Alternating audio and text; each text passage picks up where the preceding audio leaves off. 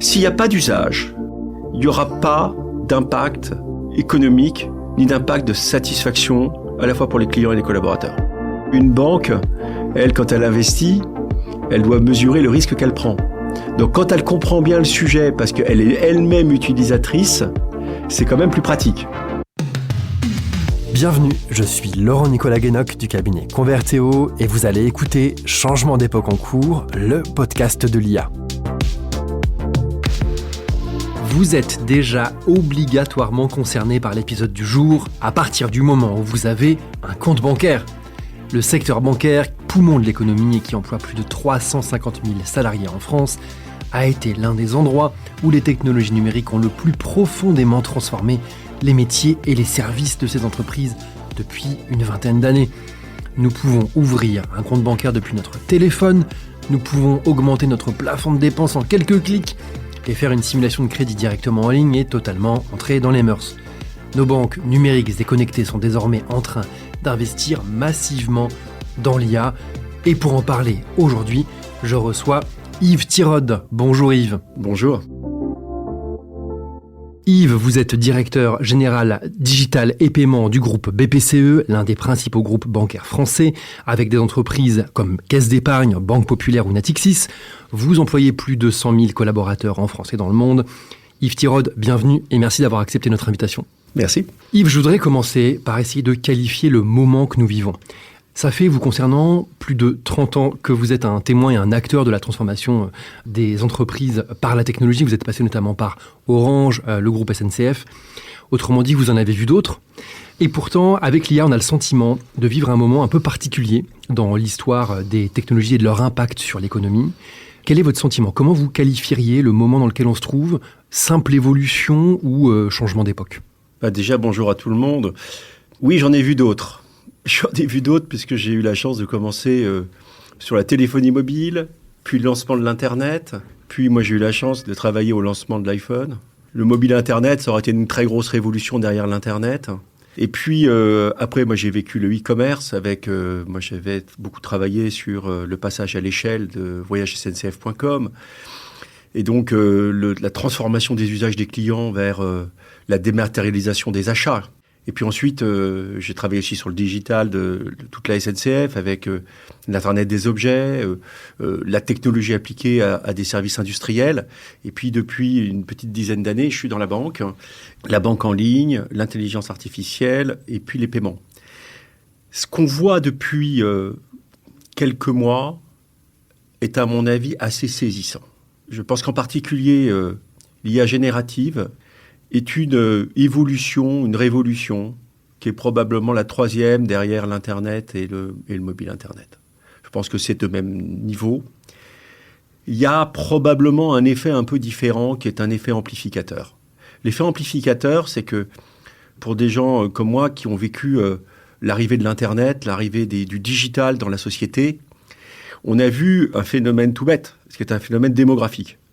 C'est-à-dire que les gens qui ont un peu comme moi, appris l'Internet, appris le digital, avaient plutôt 20 ans.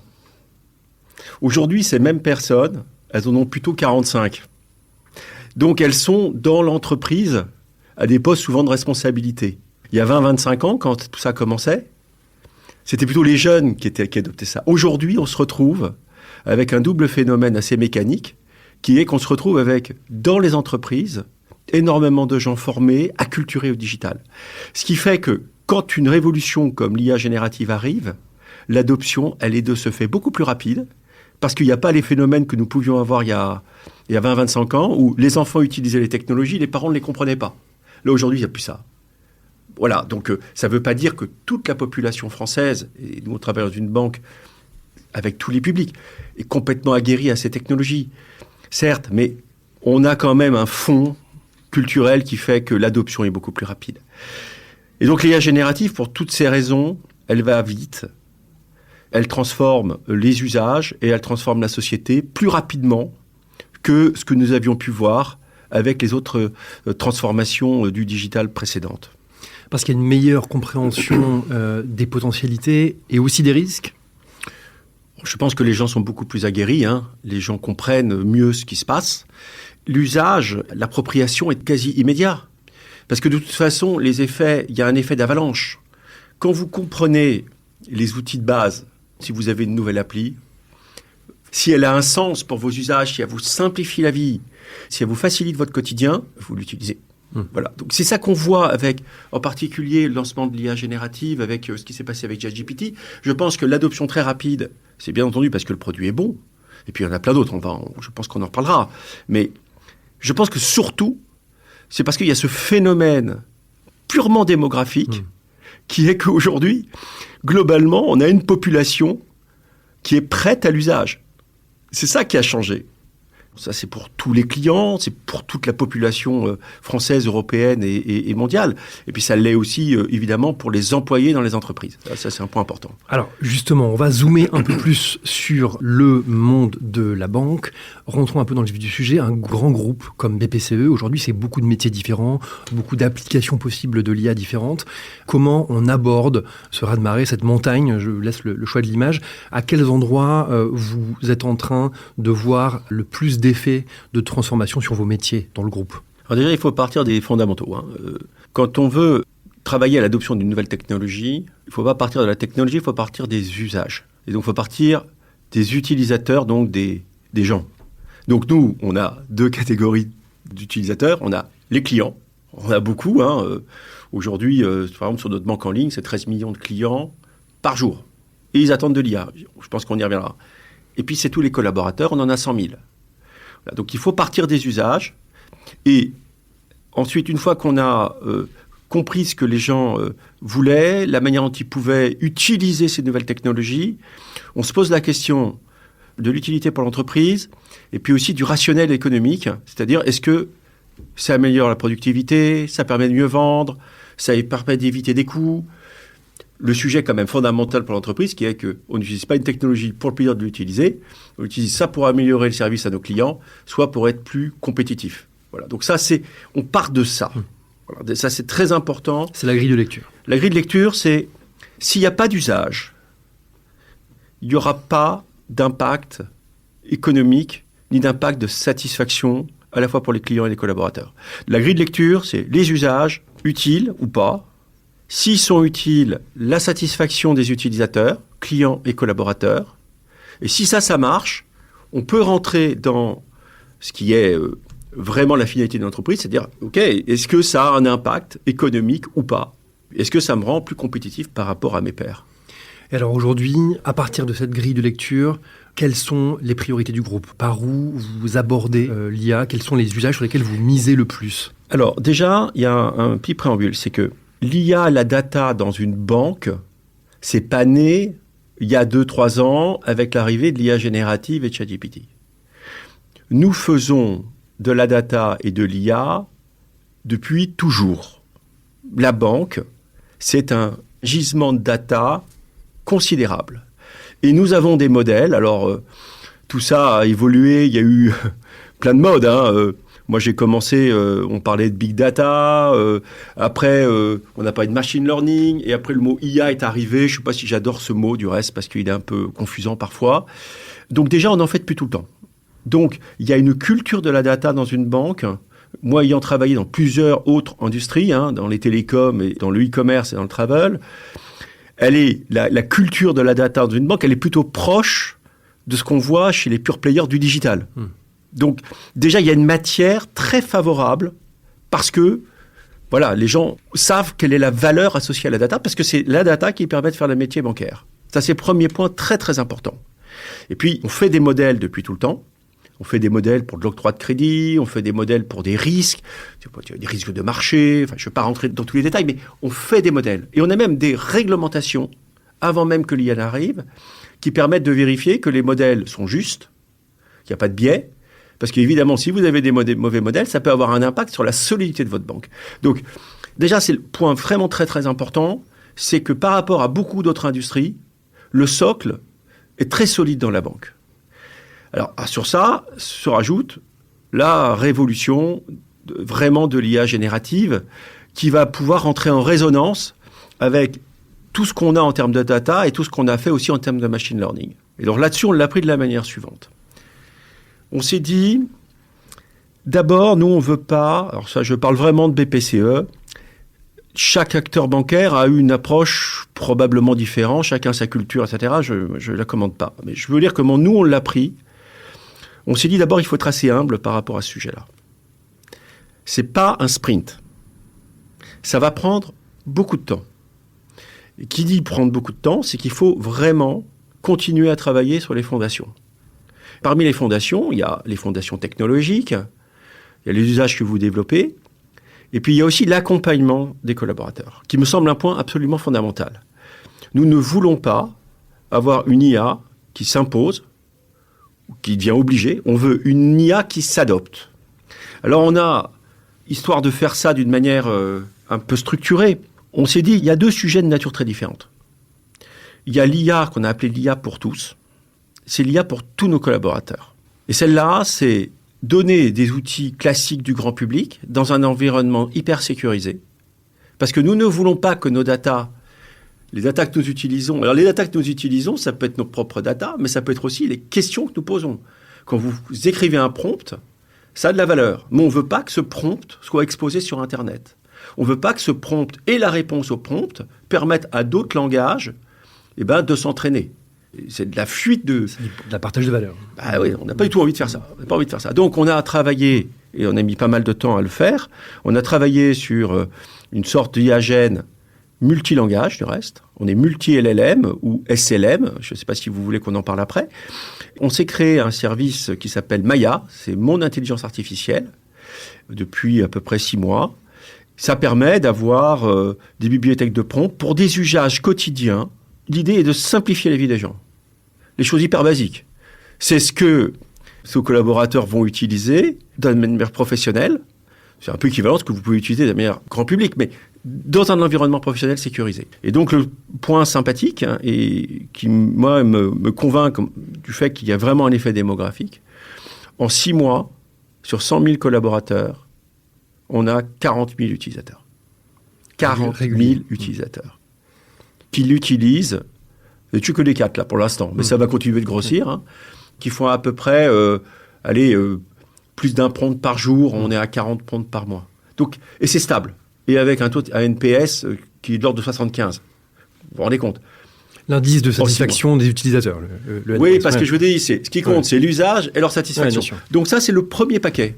Le premier paquet, c'est l'IA pour tous. Pourquoi ? Parce que ce qu'on veut, c'est que nos collaborateurs aient des usages, certes simples, mais qui soient bien installés. Et alors, est-ce que vous pouvez nous donner quelques exemples ? Est-ce qu'on se parle d'aide à l'analyse de risque, d'aide à la rédaction de documentation de crédit, d'assistance à la rédaction de mes emails on est sur quelle nature ? Est-ce qu'on se rapproche du core business ? Est-ce qu'on est dans le... On n'est pas encore dans le core business, on est vraiment sur les usages personnels. Je vais vous parler après du core business, c'est notre IA qu'on appelle une IA qui transforme plus le business. On y passera peut-être un peu plus de temps, mais il faut passer par la première étape. Ça, c'est traduire des mails, faire des résumés, aider, ne plus avoir peur de la page blanche, qui est quand même un sujet hyper classique. Je dois écrire un document, etc. C'est hyper basique. C'est les usages de ChatGPT des étudiants. Voilà, ça, ils les ont. C'est la nouvelle génération bureautique pour un grand groupe de 100 000 collaborateurs. Oui. Oui. Dit comme ça peut paraître trivial, mais c'est fondamental. Moi, je pense qu'il y a de la productivité derrière, mais elle est très diffuse. Elle est très difficile à mesurer. Si vous ne le faites pas, vous ne répondez pas aux besoins de vos collaborateurs. Donc, il faut le faire. D'autant plus que ça va servir au deuxième sujet dont on va parler après, qu'il y a transformante, celle qui va transformer votre entreprise. Et si vous n'avez pas la base qui est que vous avez un corps social, vos collaborateurs formés, aguerris, qui comprennent, on met aussi dans notre service Maya, on met aussi des services de formation. On ne laisse pas les gens...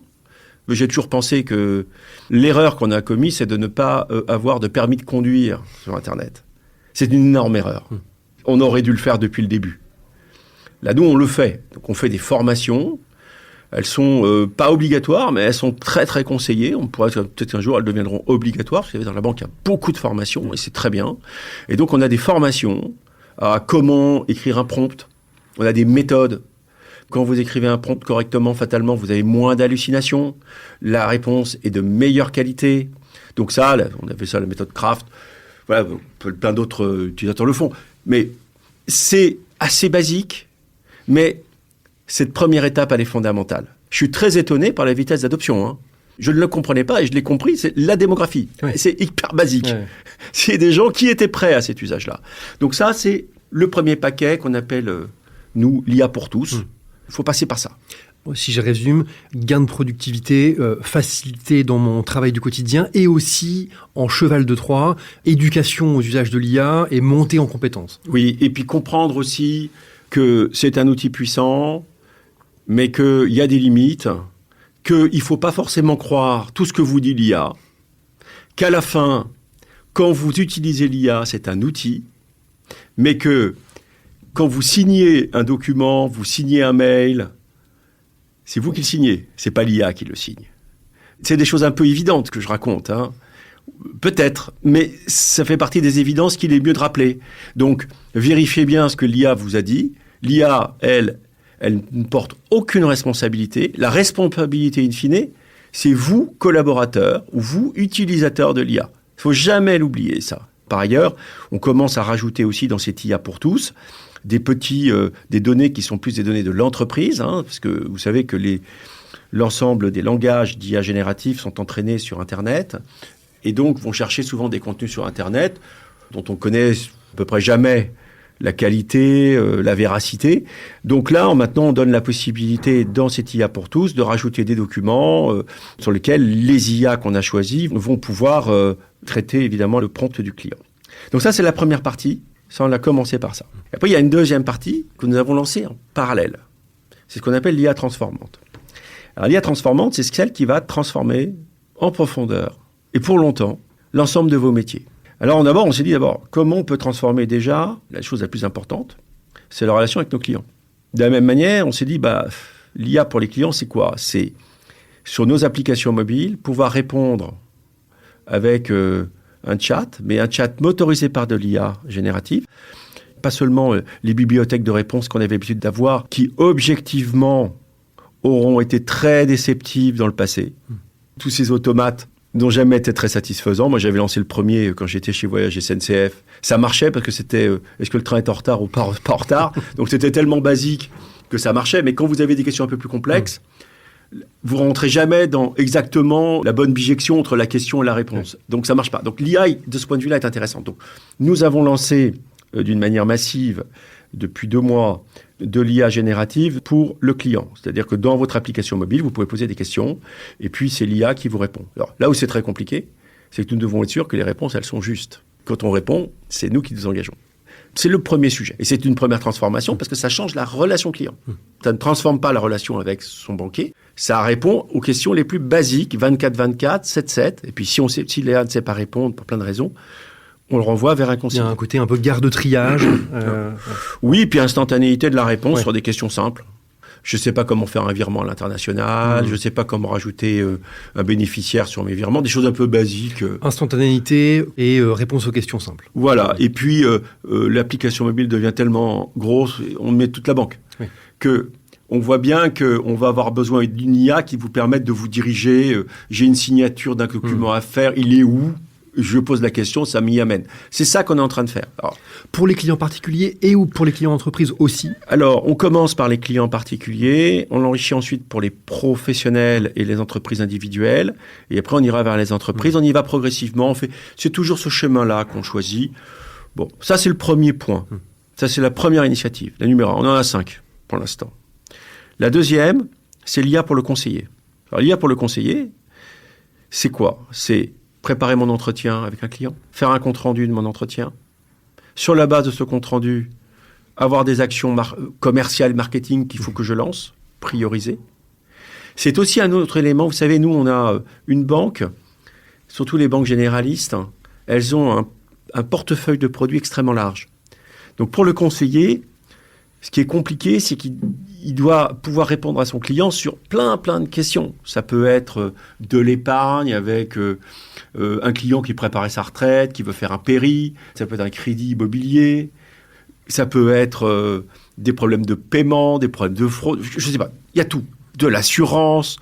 Les sujets sont extrêmement vastes et demandent de l'expertise. Alors, afin d'aider les conseillers bancaires, ce que nous avons mis en place, c'est un système d'insistance sur l'ensemble des produits. Alors, on l'avait déjà, mais souvent, ça finissait sur des sortes de call centers, vous appeliez des experts qui vous répondaient, etc. On a gardé évidemment ces call centers avec ces experts, mais on a mis une IA avant qui permet de répondre tout de suite. Donc, on a une base documentaire avec tous les documents qui permettent de décrire l'ensemble de nos produits. Et l'IA générative y accède. Et ça permet d'y répondre. Voilà, donc ça peut être des chats, et puis après on va aller vers le vocal. Ça, c'est pour le conseiller. Il y a plein d'autres choses qu'on fera. Mais déjà, ça va lui simplifier la vie. On veut de la satisfaction, mais on veut aussi lui faire gagner du temps. Et s'il gagne du temps et qu'il est plus efficace parce qu'il va avoir des actions commerciales vers ses clients ou ses prospects qui sont plus ciblés, ça générera plus de revenus. La troisième initiative que nous avons choisie, c'est celle qui est, en général, beaucoup de banques et beaucoup d'autres entreprises commencent par ça, c'est motoriser vos centres de relations clients par de l'IA. Voilà, donc nous, on a des gros centres de relations clients. Moi, par exemple, dans mes équipes, j'ai des centres de relations clients dans les paiements, ou chez Honnay, qui fait du crédit consommation et du paiement fractionné, on a des millions d'appels. Et donc là, on utilise l'IA pour, évidemment, gagner en productivité, répondre plus vite aux clients, et puis donner aussi aux téléconseillers un certain nombre d'informations sur ce que veut le client, et puis sur les réponses les plus adaptées qu'il peut lui donner. Voilà. Donc ça, c'est la troisième initiative. Elle est un peu différente de celle du conseiller, mais elles sont assez complémentaires, et elles utilisent massivement de l'IA générative. Les premiers résultats sont extrêmement encourageants, hein.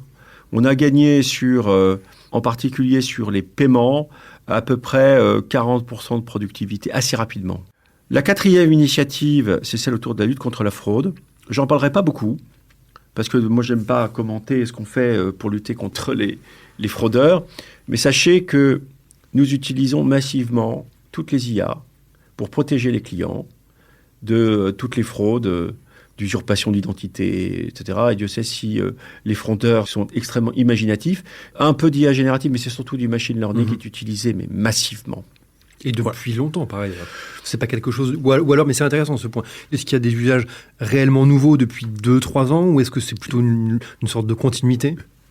C'est une continuité, mais je dirais que nos infrastructures techniques se sont tellement... et notre protection contre la fraude se sont tellement améliorées que les scénarios de fraude sont de plus en plus élaborés. Et donc, la seule manière d'y répondre d'une manière très efficace, c'est l'IA, et nous investissons beaucoup dessus, parce que c'est un sujet majeur pour nos clients d'être protégés. J'en dirai pas plus, mais sachez que c'est un sujet majeur pour nous. Sur ce sujet-là, nous ne lâcherons jamais rien.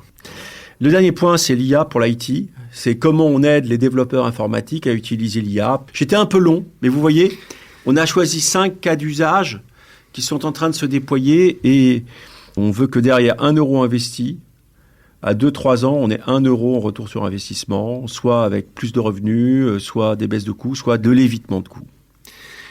Alors, on a balayé beaucoup de choses. Je voudrais qu'on fasse quelques petits zooms sur des sujets qui, je pense, sont assez intéressants.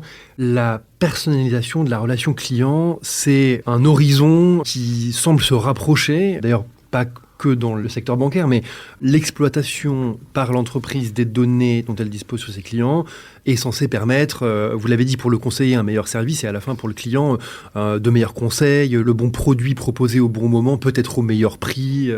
Et à l'inverse, il y a aussi une crainte un peu diffuse autour de l'IA sur la personnalisation à outrance, voire une rupture de vie privée, l'exploitation de données auxquelles je n'aurais pas forcément consenti, ou le recoupement par des modèles trop avancés qui seraient perçus comme intrusifs, si ce n'est en infraction, à minima, qui seraient perçus comme intrusifs par l'utilisateur final, par le client. Comment on cherche le point d'équilibre sur ce sujet-là quand on est un grand groupe bancaire ? Il y a plusieurs facettes pour répondre à cette question absolument clé. On ne fait pas de la technologie contre l'utilisateur, et encore moins contre leur liberté. Voilà, ça, je pense que c'est un principe de base. Au passage, je ne suis pas sûr que dans tous les continents dans lesquels on a des cultures différentes, ce que je viens de dire soit complètement partagé. Du reste, au passage, je pense qu'il est en train de se passer là avec, je pense que le world is flat, où on avait un seul Internet dans le monde, je pense que c'est terminé. Moi, il me semble qu'on est en train d'arriver à une fragmentation de l'Internet par la réglementation et par la culture aussi des clients et des utilisateurs, qui fait que la manière dont on utilise les données personnelles aux États-Unis, en Chine, en Asie ou en Europe n'est pas la même et ne sera plus jamais la même. Et donc, c'est très important, ça, parce qu'il faut bien considérer qu'on peut avoir des technologies qui sont communes, mais leur utilisation sera différente. Si on fait un zoom sur l'Europe, il y a quand même des principes de base. D'abord, on a même des réglementations. La protection des données personnelles, ce n'est pas un débat. Je vous rappelle qu'aux États-Unis, vos données, quand vous allez sur un site, elles ne vous appartiennent pas à vous, citoyens, elles appartiennent au site. C'est pas pareil. C'est vraiment un truc qu'on oublie toujours. Ça génère des biais, ou enfin, je ne sais pas si c'est des biais, en tout cas des différences d'appréciation. Quand on se parle avec d'autres experts de différents pays, parfois on ne se comprend pas parce qu'on n'a pas les mêmes cultures. Il faut vraiment l'avoir en tête. Sur les principes de base, à mon avis, en tout cas c'est ce qu'on s'applique nous chez BPCE. Mais je pense que c'est pas que BPCE, je pense que c'est quand même une caractéristique européenne. Je pense que les consentements, c'est un point fondamental. Parce que l'IA, bien sûr, on va parler après de l'IA Act, de la réglementation, tous ces éléments-là. Ce qui est quand même la racine de tout cela, c'est l'usage de vos datas personnelles. Il y a RGPD, problème là-dessus, tout le monde est compatible. Après, vous pouvez, en fonction de votre culture d'entreprise, choisir d'aller plus loin ou pas plus loin. Nous, par exemple, chez BPCE, nous, on demande des consentements explicites, par exemple sur les données de paiement, sur les documents que nous prenons pour des raisons réglementaires. Donc, on demande des consentements explicites à leur usage pour des finalités qui ne sont pas forcément des finalités uniquement réglementaires ou de sécurité financière. Voilà. Donc, on demande aux clients, est-ce que vous êtes d'accord pour qu'on utilise vos données personnelles ou vos données de paiement, par exemple, non pas pour les y vendre, non, ça on ne le fera jamais, jamais, mais pour les utiliser à des fins commerciales internes. Vous voyez jusqu'où on va. Donc ça, c'est des consentements systématiques sur les datas de nos clients. On a commencé ça chez BPCE il y a 3 ans. On a des très beaux niveaux de consentement. Parce que c'est uniquement pour que le conseiller puisse les utiliser. Vous voyez jusqu'où on va. On n'est pas en train de se dire, on va utiliser vos données pour pouvoir que ce soit des partenaires qui puissent utiliser. Non, on n'en est pas là. On n'en est pas là. On est déjà, rien que pour ça, on est extrêmement exigeant. Après, il y a toutes les problématiques qu'il y a. Je vous rappelle que nous, on a une double réglementation. Il y a la réglementation, on va dire, horizontale, qui est l'IA Act. Je vous rappelle, il y a des IA dites inacceptables, des IA à haut risque, des IA... Voilà, il y a 4 catégories. Après. La réglementation par le risque. Par le risque. Et je pense que c'est une très bonne réglementation.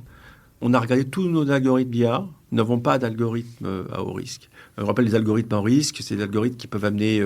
faire des analyses sur des caractères sociaux, sur des données biométriques, etc. Nous, il se trouve qu'on ne l'utilise pas. Ça tombe bien, du reste, ce sont des IA considérées comme inacceptables. Après, vous avez des IA à haut risque. Nous, on en a des IA à risque. Ça peut être, par exemple, des IA qui permettent de faire des scores pour vous donner octroyer des crédits, etc. Voilà, donc ça, mais en tout cas, c'est très, très balisé. Voilà. Puis par ailleurs, nous, on a une autre réglementation, que la réglementation, en plus de ça, qui est la réglementation bancaire, qui rajoute à tout cela d'autres obligations, je ne dis pas contraintes, d'autres obligations, et qui souvent nous mène à un sujet qui, moi, me semble absolument fondamental, qui est celui de la souveraineté. Ça veut dire que quand vous êtes dans un univers bancaire, je pense dans un univers bancaire, et en tout cas, je peux vous parler de ce que nous faisons chez BPCE, vous y mettez votre argent, c'est quand même un sujet hyper important pour nos clients, nous sommes en matière de confiance, et tous ces sujets-là doivent être extrêmement balisés, extrêmement structurés, et ils sont du reste extrêmement réglementés, et nous rendons des comptes en permanence sur tous ces sujets-là. Voilà. Donc je pense que c'est quelque chose de très rassurant pour les clients. En tout cas, ça nous permet d'adopter les technologies, mais dans un univers très, très, très, très régulé. Qui est une condition de la confiance et de la fidélité des clients, in fine. Pour vous, c'est aussi un impératif de long terme pour le développement de vos activités. Je pense que ça ne se discute pas. Je pense que ça ne se discute pas. Et à cela se rajoute, moi je pense maintenant, un autre paramètre qui est celui de la souveraineté. Vous avez évoqué ce mot-clé qui, encore une fois, ne date pas de la génération d'algorithmes d'IA générative, la question de la souveraineté numérique, on en parle depuis quelques temps. Je voudrais qu'on rentre dans le sujet par le choix des technologies. L'entreprise Mistral a signé déjà des contrats avec des acteurs du secteur importants. BNP Paribas, il y a quelques temps, on l'avait annoncé. XA, dans le domaine voisin de l'assurance également. Qu'est-ce que vous pouvez nous dire aujourd'hui du choix des technologies par le groupe BPCE? Est-ce que ce critère de souveraineté, il est important? Il est clé. Il est totalement clé. Moi, je suis absolument convaincu depuis 30 ans que je travaille dans le digital. Je pense que collectivement, la prise de conscience est trop tardive. Je suis très clair, je pense que nous aurions dû nous y mettre bien avant. Et ça commence, la souveraineté, par le fait d'avoir des gros acteurs numériques en Europe. Voilà, je pense que du reste, les banques, quelque part, indirectement, deviennent des grands acteurs numériques. Par construction, by design, souveraine. C'est un actif pour l'Europe. Je pense qu'il faut vraiment le considérer. C'est en guise d'introduction. Je pense qu'il faut... ne soyons pas naïfs. Et je pense que l'Europe l'a été longtemps naïve sur ce sujet de la souveraineté et sur le sujet de ses champions numériques. Maintenant, si on arrive au sujet plus précis des choix technologiques, je pense que votre question elle est très pertinente parce que il n'y a pas de miracle. Si vos outils ne sont pas totalement by design conformes à vos réglementations, en tout cas à ce que vous avez envie d'accepter, de ne pas accepter, ça ne marche pas. Donc nous, déjà, on a fait un premier choix chez BPCE, c'est de ne pas être lié à un seul langage. Vous savez, il y a si on reprend il y a des LLM qui permettent d'avoir des langages d'IA générative, il y en a un certain nombre. Et puis après, maintenant, sont en train d'arriver des SLM qui sont non pas des modèles larges, mais des modèles plus petits. Et nous, on travaille sur les deux. Alors, ça, c'est le premier point. D'abord, première chose, de la diversité. Nous, on ne voulons pas être limité à une seule LLM.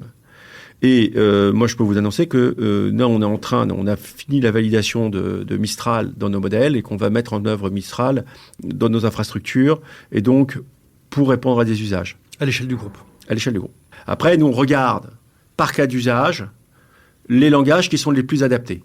Nous nous apercevons, en fait, sur les différents langages, je ne les citerai pas tous, mais je peux vous dire qu'on les a quasiment tous.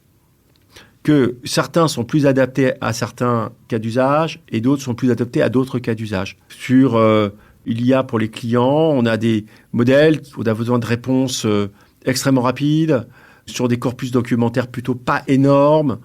On n'a pas besoin forcément d'avoir un modèle complètement large qui va... parfois, vous savez, avec des modèles, c'est un marteau-pilon pour écraser une mouche, quoi. On regarde à la fois la manière dont les modèles sont calibrés, leur apprentissage, et donc nous, on en a plusieurs et on choisit les meilleurs en fonction du cas d'usage. Ça, c'est vraiment le point important. Par exemple, dans Maya, nous, on donne le choix à l'utilisateur. Et on lui recommande... Donc Maya, votre système interne. Notre système d'IA pour tous. Quand vous parlez d'utilisateurs, là, c'est les collaborateurs du groupe. Les collaborateurs du groupe. Là, on ne met pas un modèle par défaut. Pour les usages très verticaux, on met un moteur que nous choisissons. À la limite, l'utilisateur, il ne le voit même pas. En revanche, dans notre IA pour tous, on a déjà 40 000 utilisateurs. Là, on donne la possibilité de choisir le modèle et on lui recommande les modèles qui sont les plus adaptés. C'est là qu'on va mettre, par exemple, Mistral dans quelques jours. Donc ça, c'est le premier point. Donc il n'y a pas une solution unique, un modèle unique. Il y a une solution technologique qui est la plus adaptée à la question que vous posez. Ça, c'est le premier point.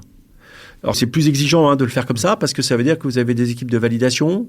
Chaque fois, vous devez vérifier qu'il n'y a pas de problème de sécurité, que ça s'intègre bien dans vos infrastructures.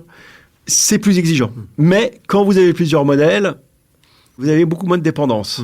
C'est le premier point. La diversité, la capacité de choix et ne pas se retrouver complètement verrouillé avec un seul acteur. Ça, c'est à mon avis le premier risque sur lequel qu'on veut absolument éviter. Et puis essayer de favoriser au maximum des acteurs souverains quand on considère qu'ils ont atteint le niveau de maturité et puis le niveau de fiabilité qui était celui qu'on attendions pour un usage particulier. Donc ça, c'est le premier point. Le deuxième point qu'on est en train de considérer très sérieusement, c'est la partie RSE. Nous, on ne veut pas utiliser des modèles qui consomment trop d'énergie inutilement. Il peut y avoir des modèles qui demandent beaucoup de données, voilà, mais aller chercher pour un modèle assez simple qui va vous faire un compte-rendu d'entretien sur une base documentaire très ciblée, aller prendre un modèle qui vous permet de faire des films ou de la production vidéo, ça n'a aucun intérêt. Ça n'a aucun intérêt. Donc, nous, on pense que c'est très intéressant d'aller vers des langages qui vont de plus en plus se personnaliser et s'adapter à l'usage que vous voulez rendre dans pour avoir le meilleur ratio de coût computationnel, pour prendre un gros mot technique. Et de consommation. Les avantages, en fait, si vous choisissez bien l'outil par rapport à votre cas d'usage, c'est la consommation d'énergie, la rapidité de réponse. Et moi, je pense que ça rajoute un troisième élément, c'est que vous savez, il y a des hallucinations dans les modèles. Plus vous les optimisez par rapport à la question posée, moins vous avez d'hallucinations, donc plus la réponse est stable, fiable. Voilà, donc c'est pour ça que c'est un sujet très important. Le sujet très important des LLM ne se suffit pas à lui-même. Il y a aussi les bases documentaires que vous allez utiliser. Et alors ça, c'est un sujet vieux comme le monde, on l'a tous vécu, c'est la qualité de la data. Si vous n'avez pas une bonne qualité de data, si elle n'est pas mise à jour, vous pouvez voir les meilleurs modèles du monde, globalement, les réponses ne seront pas bonnes. Donc, l'effort à réaliser sur la qualité de la data est significatif. Ça, on connaît bien ça dans la banque. Et du reste, la Banque Centrale Européenne nous met des contraintes très fortes sur la qualité de nos data. Parce que derrière, il y a tous les calculs de bilan, tous les calculs prudentiels. Donc, c'est super important. Mais là, maintenant, avec l'IA générative, on rajoute une autre composante qui ne sont pas que la qualité de la data, des datas classiques, des datas très déterministes, mais c'est aussi la qualité des documents. Et du reste, la qualité des documents, il n'y a pas seulement le fait qu'ils soient à jour, le fait qu'ils soient bien classés, il y a aussi la manière dont ils sont libellés.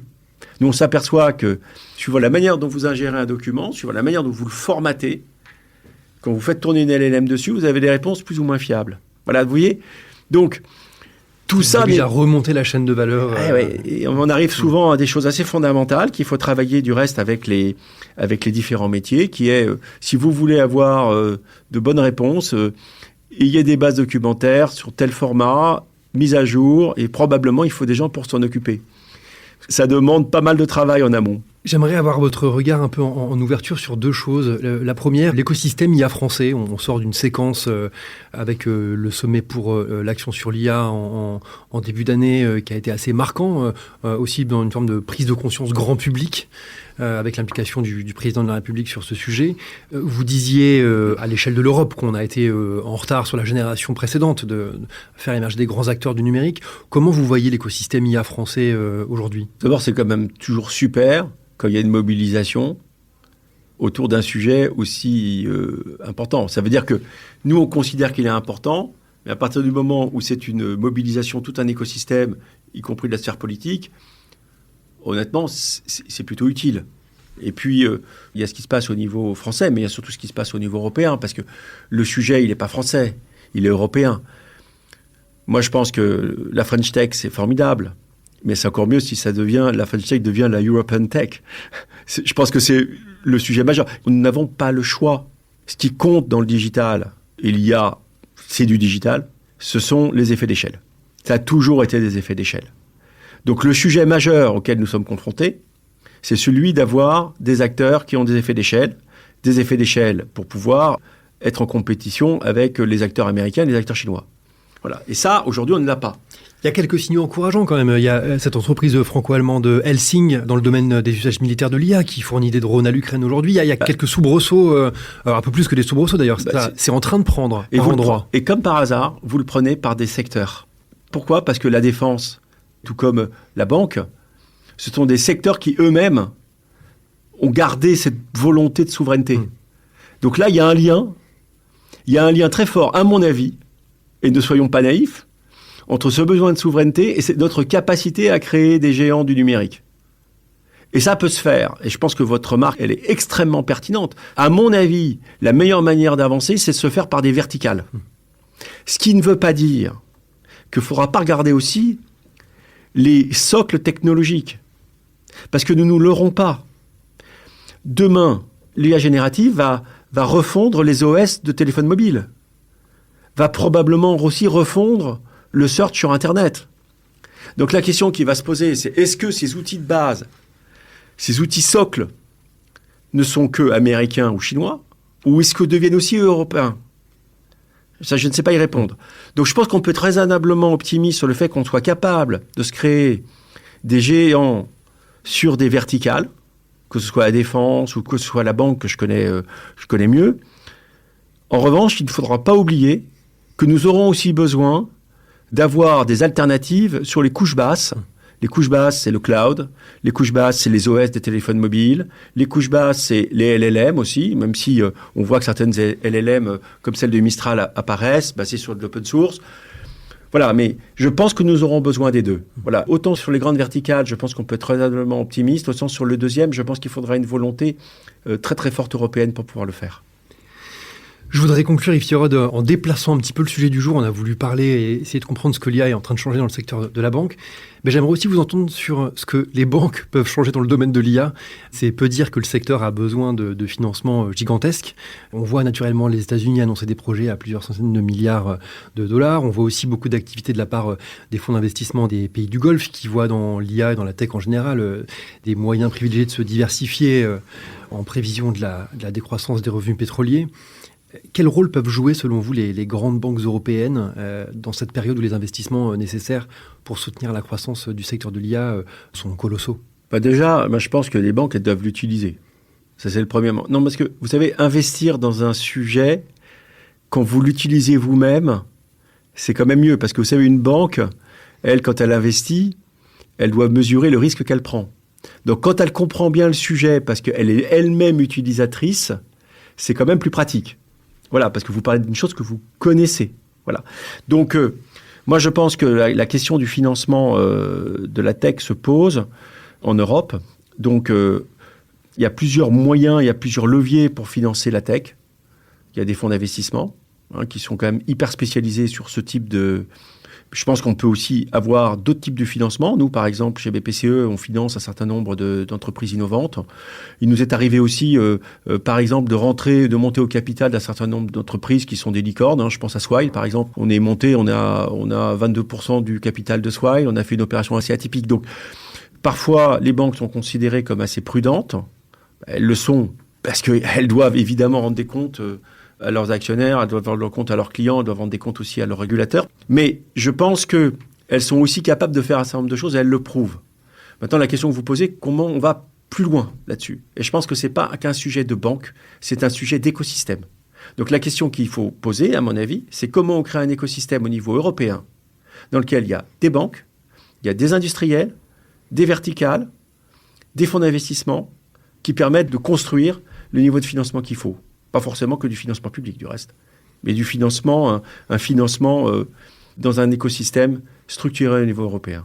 Merci beaucoup Yves Thierod, on a parlé beaucoup plus d'Europe que ce à quoi je m'attendais dans cet épisode. C'est passionnant et ça place, je pense, la discussion au bon niveau quand on regarde secteur par secteur l'un des grands débats à venir de cette année 2025 dans la foulée du grand sommet pour l'IA en février. C'est bien, je pense, l'échelle européenne. Mais vous savez, un dernier point sur la souveraineté. La souveraineté, c'est bien d'en parler, c'est mieux de la faire. C'est un sujet dont on a peu parlé parce que on parlait de l'IA, mais je suis très impliqué sur les paiements.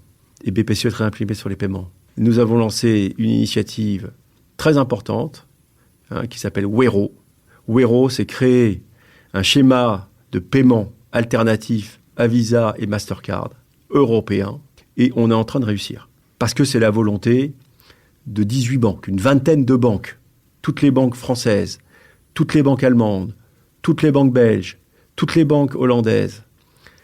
Quand on se met ensemble, on est capable de faire des grandes choses et on est en train de le prouver avec Wero, dans le cadre des paiements. Voilà. Et ça, les paiements, c'est souverain au même titre que l'IA l'est.